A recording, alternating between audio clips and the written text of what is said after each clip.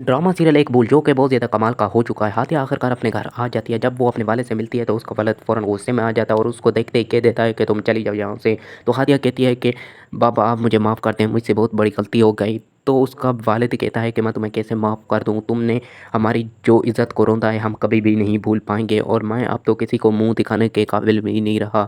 मैं तुमसे इतनी बातें कर क्यों रहा हूँ? तुम्हें यहाँ से चले जाना चाहिए। मैं तुम्हें कभी भी माफ़ नहीं करूँगा। और इसी तरह से हाथिया चीखती चिल्लाती रहेगी कि पापा आप मुझे माफ़ कर दें।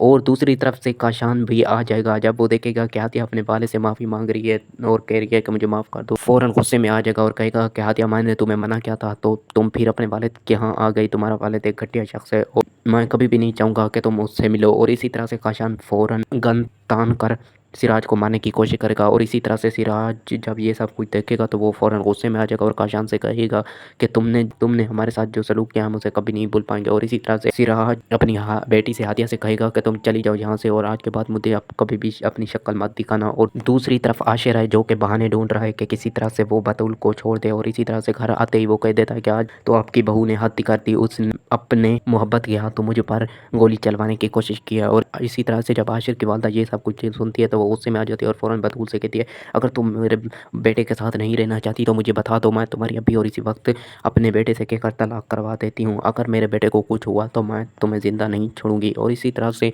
बतूल बहुत ज़्यादा परेशान हो जाती है जब वो ये सब कुछ सुनती है। और इसी तरह से उसका साथ देने वाला कोई भी नहीं होता। और इसी तरह से काशान फैसला कर लेता है कि वो बतूल की तलाक करवा कर ही रहेगा। ये सब आपको दोस्तों ड्रामा सीरियल एक भूल के आने वाली न्यू एपिसोड में मालूम होगा।